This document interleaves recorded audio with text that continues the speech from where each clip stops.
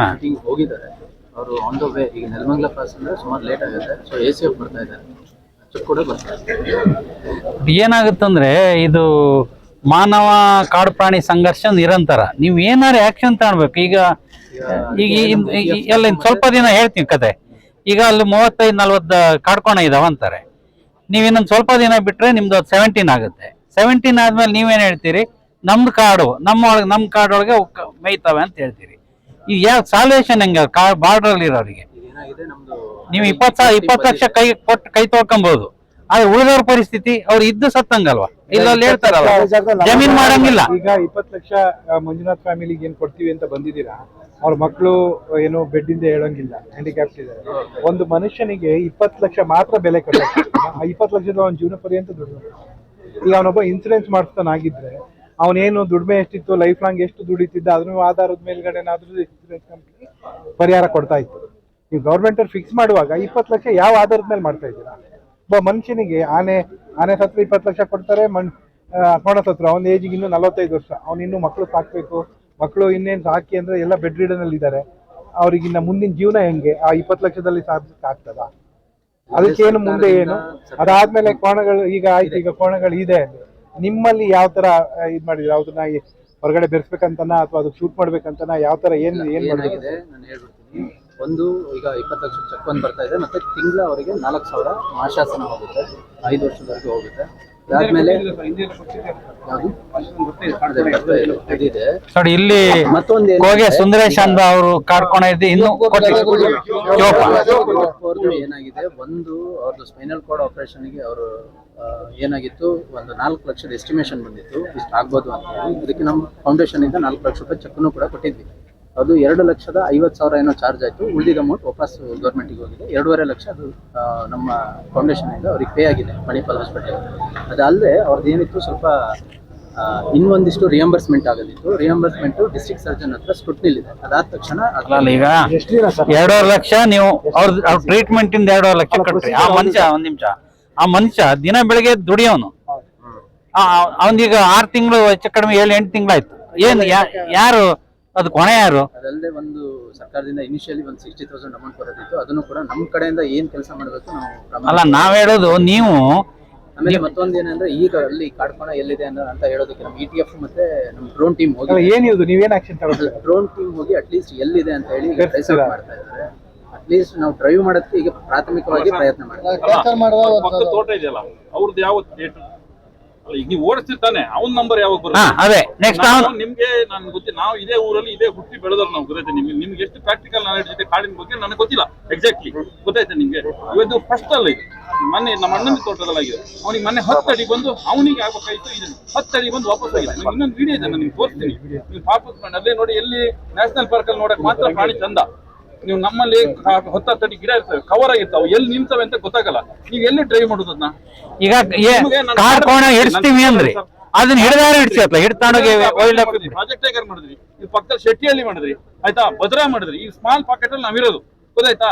ನಿಮ್ಗೆ ಏನ್ ಗೊತ್ತಾ, ಈ ಫಾರೆಸ್ಟ್ ಡಿಪಾರ್ಟ್ಮೆಂಟ್ ಏನಕ್ಕೆ ಇರೋದ ಗೊತ್ತಿಲ್ಲ. ಈಗ ಗಿಡ ನೋಡಕ್ಕೆ ಇರುದಾ? ನೋಡಿ ಕಾರ್ಕೋಣ ಇದು ಮಾಡಿ ನಿಮ್ಮ ಹತ್ರ ತಡೆಯಕ್ಕೆ ಸಾಧ್ಯ ಇಲ್ಲ. ಇಡೀ ವರ್ಲ್ಡ್ ಎಲ್ಲೂ ತಪ್ಪಿಲ್ಲ.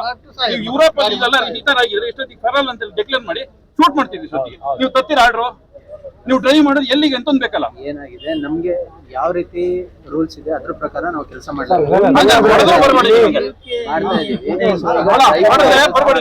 ಒಂದು SOP ಒಂದು ನಮ್ಮ ಕಮ್ಯುನಿಟಿ ಬಗ್ಗೆ ಸ್ವಲ್ಪ ರೆಸ್ಪಾನ್ಸಿಬಿಲಿಟಿ ಇರ್ತಾನೆ. ಅಲ್ಲ ಈಗ ನೋಡಿ, ನಾನು ಒಂದು 25 ಲಕ್ಷ ಚೈನ್ ಲಿಂಕ್ ಕಟ್ ಮಾಡಿದ್ದೇನೆ ನೋಡಿ. ಅಲ್ಲ ಇಲ್ಲಿ ಏನಾಗಿದೆ ಅಂದ್ರೆ ಕಾಡು ಪ್ರಾಣಿಗಳಿಗಿರೋಷ್ಟು ಬೆಲೆ ಮನುಷ್ಯನಿಗಿಲ್ಲ ಆಗಿದೆ. ಮನುಷ್ಯನ ಡ್ರೋನ್ ಬಿಟ್ರಲ್ಲ, ಇವತ್ತು ಡ್ರೋನ್ ಬಿಟ್ಟು ಅಲ್ಲಿಂದ ಓಡಿಸ್ತೀರಾ? ಎಲ್ಲಿಗೆ ಓಡಿಸ್ತೀರಾ? ಕಾಡಿಗೆ ಓಡಿಸ್ತೀರಾ? ಪಕ್ಕ ತೋಟಕ್ಕೆ ಹೋಗಿ ಬೇಡ ಸರ್, ಅಲ್ಲಿ ಬೆಳ್ಳಕ್ಕೆ ಯಾರ್ತಾ ಇದೆ, ಅದ್ರ ಅಡಿ ಇದೆ. ನೀವು ಡ್ರೋನ್ ಬಿಡುದೇ ಬೇಡ. ಈಗ ಡ್ರೋನ್ ಬಿಟ್ಟು ಏನ್ ಮಾಡೋದು? ಓಡಿಸೋದು ಅಥವಾ ಶೂಟ್ ಮಾಡೋದು? ಎಲ್ಲಿಗೆ ಅಂತಂದ್ರೆ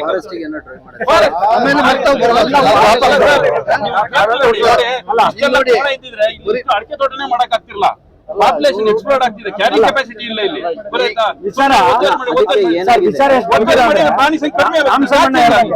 ನೀವು ಸೆಕ್ಷನ್ 17 ಅಂತ ಹೇಳೋ ಭೂತ ತಂದು ಇಟ್ಟಿದ್ದೀರಾ ನಮ್ಗೀಗ. ಹೌದು ಇನ್ನೇನಾದ್ರು ನಿಮ್ದು ಯಾವತ್ತು ಸೆಕ್ಷನ್ 17 ಆಗುತ್ತೋ ಆಮೇಲೆ ಅದು ಕಾಡಲ್ಲಿ ಇತ್ತು, ನಮ್ ಜಾಗದಲ್ಲಿ ಇತ್ತು, ನೀವು ಅಲ್ಲಿ ಬಂದು ತಗೊಂಡ್ರಿ. ಅಲ್ಲ ಒಳಗೆ ಬಂದ್ರೆ ಅದನ್ನ ಒಳ್ಳೆ ಮಾಡ್ಕೊಂಡು ಏನಾದ್ರು ರಸ್ತೆ ಬದಿಲ ಇಲ್ಲ ಬೇರೆ ಕಡೆ ಎಲ್ಲ ಸತ್ರ ಅದನ್ನ ಪರಿಹಾರ ಕೊಡ್ತಾರೆ ಅಂತ ಗ್ಯಾರಂಟಿ ಇಲ್ಲ ನಮ್ಗೆ. ನೀವು ನಾನು ಅವತ್ತು ಅಲ್ಲ ಕಳೆದ ಸಾರಿ ನೀವು ಅಲ್ಲ ಪೆಟ್ರೋಲ್ ದುಡ್ಡಿಗಿಂತ ಕಡಿಮೆ ಸಾಕು. ಕೆಡಿಪಿ ಮೀಟಿಂಗ್ ಎಲ್ಲ ಪ್ರಸ್ತಾಪ ಮಾಡಿದ್ರೆ 6 ಅಡಿ ಬೇಲಿ ಮಾಡ್ತೀರಿ, ಅದನ್ನೇ 10 ಅಡಿ ಮಾಡಿ ನಿಮ್ ಪ್ರಾಣಿ ನಿಮ್ ಕಾಡೊಳಗೆ ಇಟ್ಕೊಳ್ಳಿ, 17 ಒಳಗೆ ಇಟ್ಕೊಳ್ಳಿ.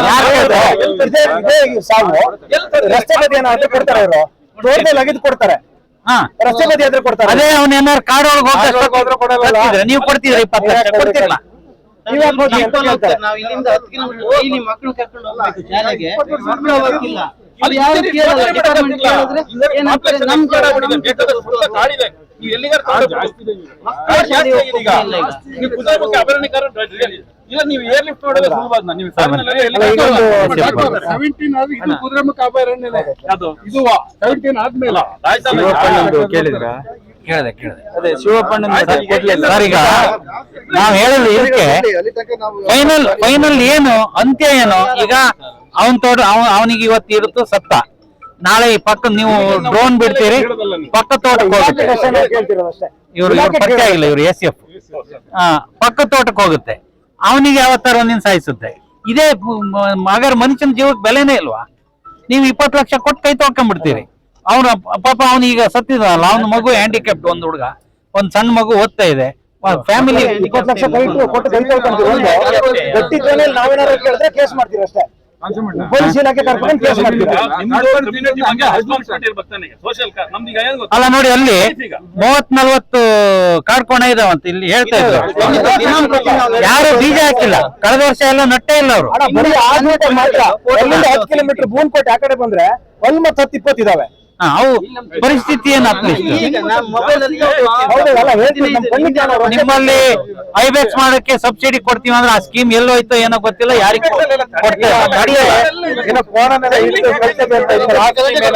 ಅಲ್ಲ. ಈಗ ಅರ್ಧಂಬರ್ಧಮ್ಮ ಶಿವಪ್ಪ ಕೊಡ್ರು 80,000 ದುಡ್ಡು ಕೊಟ್ಟಿದ್ದಾರೆ. ಅವ್ರ ಪರಿಸ್ಥಿತಿ ಏನಾಗಬೇಕು ಹೇಳಿ ಸರ್. ನಾವು ನಿಮಗೆ ನೀವು ಪ್ರಾಮಾಣಿಕವಾಗಿ ಕೇಳಿ ಸರ್, ನಾವು ಫಾಲೋ ಅಪ್ ಮಾಡಿ ಬಂದು ಈ ತರ ಗಲಾಟೆ ಮಾಡಿ ಸ್ಟ್ರೈಕ್ ಮಾಡಿದ್ರೆ ಮಾತ್ರ ನೀವು ಪರಿಹಾರ ಕೊಡದ, ನೀವಿಲ್ಲಾಂದ್ರೆ ಕೊಡಲ್ವಾ? ಅವ್ರಿಗೆ ಪಾಪ ಬೆಡ್ ರಿಡನ್ ಅವರು, ಒಬ್ಬ ಮನುಷ್ಯ ಸತ್ತಿದ್ಕಿಂತ ಜಾಸ್ತಿ ಅದು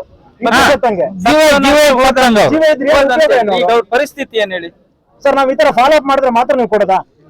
ಪ್ರತಿ ಸರಿ ಸ್ಟ್ರೈಕ್ ಮಾಡಿದ್ರೆ ಬಿಟ್ರೆ ಈಗಲೂ ಕಾಡ್ಕೋಣ ಅಲ್ಲೇ ಇದೆ. ಅಕ್ಕಪಕ್ಕದವ್ರ ಪರಿಸ್ಥಿತಿ ಏನು, ಮನೆಗೆ ಹೋಗೋರ ಮನುಷ್ಯರನ್ನ ಕಂಡ್ರೆ ಆ ಪರಿಸ್ಥಿತಿ ಇದೆ ಸರ್. ನೀವು ಬೇಕಾದ್ರೆ ಹೋಗಿ ಮಾಡಿ.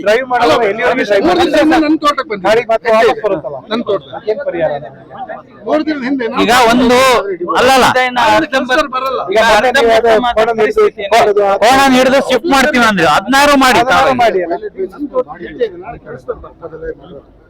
ಅದನ್ನ ಲಿಫ್ಟ್ ಮಾಡಿ ಸರ್, ಅದನ್ನ ಕಂಟಿನ್ಯೂ ಮಾಡ್ಬಿಡಿ. ಜೋರ ಮಾತಾಡಿ ಸರ್, ಕೇಳಲ್ಲ. ನೀವು ಅಲ್ಲಿ ಇದು ಹೊಡೆದ್ಕೊಳ್ಳಿ, ಅಲ್ಲೇ ಬೀಳಂತ ಹೊಡಿಬೇಕು. ನಿಮ್ಗೆ ಕಂಪಲ್ಸನ್ ಇರ್ಬೋದು, ಬೇರೆ ನನ್ಗೆ ಗೊತ್ತಿಲ್ಲ. ನೀವು ಒಂದು ಹೊಡೆದು ಯಾರು ನಮ್ಮ ತೋಟದಲ್ಲಿ ಹೊಡೆದು ಅದು ಒಂದು ಅರ್ಧ ಕಿಲೋಮೀಟರ್ ಒಳಗೋದ್ರೆ ಇವ್ರನ್ನ ಒಂದು ರಿಕ್ವೆಸ್ಟ್ ಬಹಳ ನೋವಿಂದ ಕೇಳ್ತಿರೋದು. ಪ್ರತಿ ಸಾರಿ ಪ್ರತಿಭಟನೆ ಮಾಡಿ ಮಾಡಿ ಮಾಡಿ ಆದ್ಮೇಲೆ ಕೇಳ್ತಿರೋದು, ಅರಣ್ಯ ಇಲಾಖೆ ರೈತರು ಒಂದು ಒಪ್ಪಂದನಾರು ಮಾಡ್ಕೊಳ್ಳೋಣ ಸರ್, ಕಾನೂನು ಬಿಟ್ಟು ಸ್ವಲ್ಪ ಹೊರಗಡೆನಾರು ಬನ್ನಿ, ನಮ್ಗೆ ಅವಕಾಶ ಕೊಡಿ, ಒಳಗಿಂದ ಒಳಗಡೆ ನೀವು ಹೊರಕಳಿ ಅಂತ ಬೇಕಾದ್ರೆ. ನೀವು ನಾವೇನಾದ್ರು ತಪ್ಪು ಮಾಡಿದ್ರೆ ನೀವು ಕಾನೂನಿನ ಕೊನೆ ಪದ ಹುಡುಕ್ತೀರಾ, ಎಲ್ಲಿಂದ ಹೆಂಗ್ ಹಾಕಿ ಇವ್ರಿಗೆ ಜಡಿಯೋಣ ಅಂತ. ಆದ್ರೆ ನಿಮ್ ಕಾಡ್ಕೋಣ ಬಂದು ಈ ತರ ಏನಾಗುತ್ತೆ ಯಾರು ಸರ್ ನೋಡಿ, ನಿಮ್ದು ಈಗೆಲ್ಲ ಪ್ರೋಸೆಸ್ ನಡೀತಾ ಇದೆ. ಇನ್ನೊಂದ್ ಸ್ವಲ್ಪ ದಿನ ಹೋದ್ರೆ ಎಲ್ಲ 17 ಆಗುತ್ತೆ. 17 ಆದ್ಮೇಲೆ ಅವನಿಗೆ ಪರಿಹಾರನೇ ಇಲ್ಲ, ಯಾಕಂದ್ರೆ ಇವ್ರು ಕಾಡೊಳಗೆ ಹೋಗಿ ನಮ್ಮ ಏರಿಯಾಕ್ಕೆ ನೀವು ಹೋಗಿದ್ರೆ ನಮ್ಮ ಏರಿಯಾದಲ್ಲಿ ಸತ್ತಿದ್ದು. ನಾಳೆ ಸರ್ಕಾರನು ನಿಮಗ್ ಕೇಳುತ್ತೆ ನೀನ್ ಹೆಂಗ್ ಪರಿಹಾರ ಕೊಟ್ಟಿ ಅಂತೇಳಿ. ಸರ್ಕಾರನು ಕೇಳೋದು ಒಂದೇ, ಅಟ್ಲೀಸ್ಟ್ ಅಲ್ಲಿ ತನಕ 17 ಪ್ರೋಸೆಸ್ ನಿಲ್ಸಿ. ಇಲ್ಲ ನಾನು ಅವತ್ ನೀವು ಇದ್ರಿ KDP-ನಲ್ಲಿ ಹೇಳಿದೆ, ನೀವು 6 ಅಡಿ ಬೇಲಿ ಮಾಡ್ತೀರಿ, 10 ಅಡಿ ಮಾಡಿ, 10 ಅಡಿ ಮಾಡಿ ನಿಮ್ ಕಾಡ್ಕೋಣ ಬೇರೆ ಪ್ರಾಣಿಗಳ ಕಡೆ ಎಲ್ಲ ಅದ್ರೊಳಗೆ ಬಿಟ್ಕೊಳ್ಳಿ, ಸಮಸ್ಯೆ ಇಲ್ಲ, ಅದ್ರೊಳಗೆ ಇರ್ತಾವ. ನೀವು 6 ಅಡಿ ಖರ್ಚು ಮಾಡ್ತೀರಪ್ಪ ಬೇಲಿಗೆ, ಅದನ್ನ 10 ಅಡಿಗೆ ಮಾಡಿ. ಆರಡಿಗೆನ ಇದು ಆರಡಿ ಮುಂದೆ ಸತ್ಯ ಹಾರುತ್ತೆ ಕಾಡು.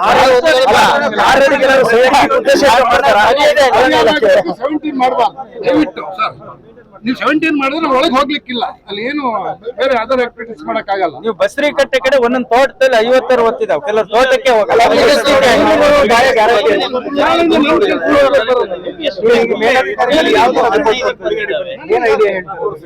ಶಾಶ್ವತ ಪರಿಹಾರ ಕೊಡ್ಬೇಕಂದ್ರೆ ಏನ್ ಮಾಡ್ತಾರೆ? ನಿಮ್ಮ ಪ್ರಕಾರ ಶಾಶ್ವತ ಪರಿಹಾರ ಅಂದ್ರೆ ಏನು? ಶಾಶ್ವತ ಪರಿಹಾರ ಅಂದ್ರೆ ಈಗ ಪೈಲಟ್ ಬೇಸಿಸ್ ನಲ್ಲಿ ಇಡೀ ರಾಜ್ಯದಲ್ಲಿ ನಮ್ಮಲ್ಲೇ ಫಸ್ಟ್ ಮಾಡಿದ್ವಿ ಕೊಪ್ಪದಲ್ಲಿ. ಅದು ಒಂದೇ ಮಾಡಿದ್ದೀವಿ. ಹೌದು ಮಾಡಿ ಆಯ್ತು ಒಂದು SOP ಮಾಡ್ಲಿಕ್ಕೆ ಮಾಡಿದ್ವಿ ಸರ್. ಅಲ್ಲ ನೀವು ಪೈಲಟ್ ಪ್ರಾಜೆಕ್ಟ್ ಮಾಡಿ ಒಂದು ಕಾಡ್ಕೋಣ ಹಿಡಿದು ಶಿಫ್ಟ್ ಮಾಡಿದ್ದಕ್ಕೆ ದೊಡ್ಡ ಇದ್ ಕೊಟ್ರಿ. ಪೈಲಟ್ ಪ್ರಾಜೆಕ್ಟ್ ನಮ್ಮಲ್ಲಿ ಮಾಡಿದೀವಿ, ನಾವು ಕಾಡ್ಕೋಣ ಹಿಡಿದ್ವಿ ಅಂತ ಇಡೀ ದೇಶಕ್ಕೆ ಸುದ್ದಿ ಆಗಂಗ್ ನೀವ್ ಹೇಳಿದ್ರಿ. ಉಳಿದವ್ರು ಈಗ ಇವ್ರ ಪರಿಸ್ಥಿತಿ ಅಂತ ಸತ್ತವ್ರ ಪರಿಸ್ಥಿತಿ, ನಿಮ್ದು ಒಂದ್ ಕಾಡ್ಕೋಣ ಹಿಡಿದಿದ್ದಕ್ಕೆ ಇಷ್ಟು ಹೈಲೈಟ್ ಆಯ್ತು.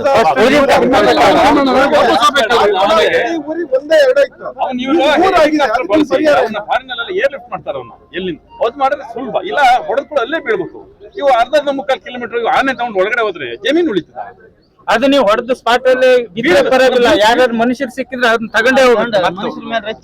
ನಾವ್ ಹೇಳೋದು ನೀವು ಮನುಷ್ಯರೇ. ಏನ್ ಪರ್ಮನೆಂಟ್ ಸೊಲ್ಯೂಷನ್ ಅಂದ್ರೆ ಯಾವ ತರ ಪೈಲಟ್ ಪ್ರಾಜೆಕ್ಟ್ ಮಾಡಿದ್ವಿ ಸರ್. ಈಗ ಎಲ್ಲೆಲ್ಲಿ ಕಾಡ್ಕೋಣಗಳು ಹೆಚ್ಚಿದಾವೆ ಅಲ್ಲಿಗೆಲ್ಲ ವಿಸ್ತರಿಸ್ತಾ ಇದ್ವಿ.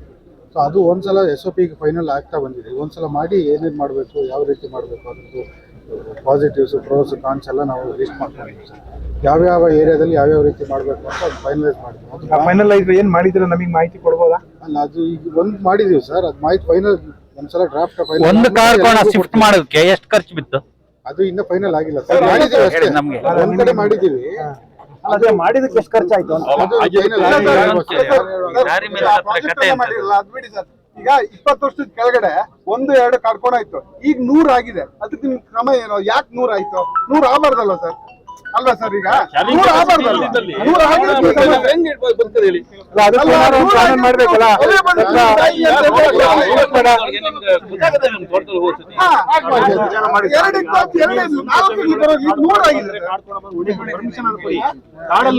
ಈಗ ಏನಾಗಿದೆ ಅಂತ ಹೇಳಿದ್ರೆ ಒಂದು ವರ್ಷಕ್ಕೆ ಎಷ್ಟು ಮರಿ ಆಗ್ತದೆ? ಒಂದು ವರ್ಷಕ್ಕೆ ಆಗ್ತದೆ. ನೀವು ಇಷ್ಟೊತ್ತಿಗಾಗಿರೋ ಗುಂಡು ಅಂತ ಫೆರಲ್ ಅಂತ ಡಿಕ್ಲೇರ್ ಮಾಡ್ತಾರೆ. ಆಮೇಲೆ ನೋಡಿ, 3 ವರ್ಷಕ್ಕೆ ಇಲ್ಲಿ ಮುಂಡೋಳ ಶಿವಪ್ಪ ಅಂತೇಳಿ ಅವ್ರ ತೋಟದಲ್ಲೇ ಇದಿತ್ತು ಕಾಡ್ಕೋಣ. ಅವ್ರು ಹೆಚ್ಚು ಕಡಿಮೆ ಹೇಳಿ ಅವರ ತಮ್ಮ ಮಗು ಹ್ಯಾಂಡಿಕ್ಯಾಪ್, ಅವನ ನೀವು ಪರಿಹಾರ ಎಷ್ಟು ಕೊಡ್ತಾರೋ ಅದು ನಂಗೆ ಗೊತ್ತಿಲ್ಲ. ಅವ್ನ ಮಗುನ ಆಡ್ಸ್ಲಿಕ್ಕೆ ಒಬ್ರು ಜನ ಕೊಡ್ಬೇಕು ಸರ್, ಪರ್ಮನೆಂಟ್ ಆಗಿ. Full handicap.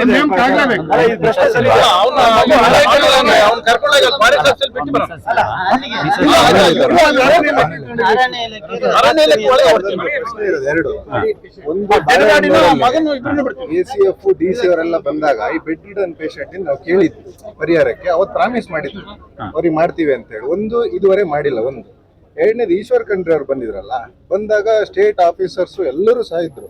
ಅವತ್ತು ಏನೇನ್ ಪ್ರಾಮಿಸ್ ಕೊಟ್ಟಿದಾರಲ್ಲ, ಪ್ರಾಮಿಸ್ ಅಲ್ಲಿ ಇದುವರೆಗೆ ಯಾವ್ದು ಫುಲ್ಫಿಲ್ ಆಗಿದೆ? ಈ ಆನೆ ಬೇಲಿದೆ, ಈ ಆನೆ ಇನ್ನೊಂದು ಸಾಯಿಸಿದ್ಮೇಲೆ ನಾವು ಮತ್ತೆ ಬರೋದಲ್ಲ. ಸಾಯಿಸಿದ್ಯಲ್ಲ, ಈಗ ಲಾಜಿಕಲಿ ನಾವು ಹೇಳ್ತಾ ಇರೋದು ಅಷ್ಟೇ ಅಲ್ಲ, ಯಾರನ್ನೋ ಸಾಯಿಸಿದ ತಕ್ಷಣ ನಾವು ಬರೋದು ನೀವು ಬರೋದು ಕ್ವಶನ್ ಮಾಡೋದು ಆಗಬಾರ್ದು. ಪರ್ಮನೆಂಟ್ ಸಾಲ್ವೇಷನ್ ಏನ್ ಮಾಡ್ತೀವಿ? ಬೇಡ. ಈಗ ವಿಚಾರ ಹೇಳೋಣ. ಈಗ ಆನೆ ಬೇಲಿ ಅಂತ ಹೇಳಿ, ಆನೆ ಬೇಲಿ ಹಾಕ್ತಿವಿ ಅಂತ ಹೇಳಿ ಆಲ್ರೆಡಿ ಸ್ಯಾಂಕ್ಷನ್ ಆಗಿದೆ, ಟೆಂಡರ್ ಕರೀತಿದೀವಿ ಎಲ್ಲ ಹೇಳಿದ್ರು. ಈಗ ಆನೆ ಬೇಲಿ ಬಗ್ಗೆ ಶುರು ಆಗಿದ್ಯಾ? ಎಲ್ಲಿ ಶುರು ಆಗಿದೆ? ನಾವು ಎನ್ನಾರ್ಪುರ ವಲಯದಲ್ಲಿ ಶುರು ಆಗಿದೆಯೇನಪ್ಪ ಆನೆ ಬೇಲಿ? ಎಲ್ಲಿ? ರಾವೂರ್ ಲಿಂಗಾಪುರದಲ್ಲ ಸರ್ ಆನೆ ಬರೋದು. ಎಲ್ಲ ಕಡೆ ಮಾಡ್ತಾ ಇದೀವಿ ಸರ್. ಈಗ ರಾವೂರ್ ಲಿಂಗಾಪುರ 4 ಕಿಲೋಮೀಟರ್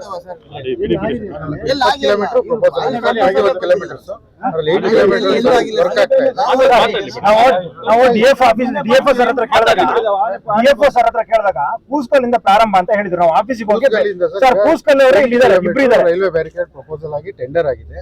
ಆ ಟೆಂಡರ್ ಪ್ರೋಸೆಸ್ ಆದ ಕೂಡಲೇ ಕೆಲಸ ಸ್ಟಾರ್ಟ್ ಆಗುತ್ತೆ. ಇಲ್ಲಿ ಆನೆ ಫೆನ್ಸಿಂಗ್ ಏನಿದೆ 21 ಕಿಲೋಮೀಟರ್ಸ್ ಅಲ್ಲಿ 8 ಕಿಲೋಮೀಟರ್ ವರ್ಕ್ ಆಗ್ತದೆ. ಎಲ್ಲಿ?